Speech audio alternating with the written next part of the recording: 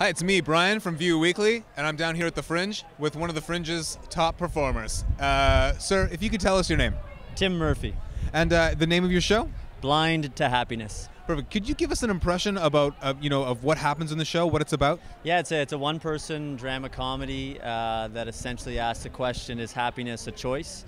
It's centered around two main characters. One's kind of a down on his luck, quirky dishwasher, and another one's well-educated PhD student.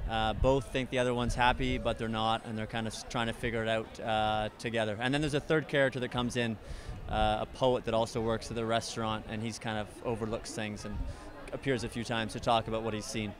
Gotcha. Now, you wrote it and you also act in it. Can you tell us about the process of creating the show? Yeah, it's the first show I've ever created, so it was a long process.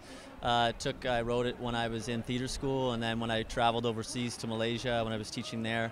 Just things going on in my life that kind of informed the show, allow it to sort of finish up. It's a long process, but even like today, I was thinking of just some minor rewrites, a couple lines here or there.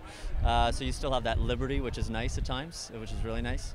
Yeah, it was a long process, but well worth it. Yeah. Perfect. Last thing I want to ask you is if you could just give us the #1 reason that people should come and see your show.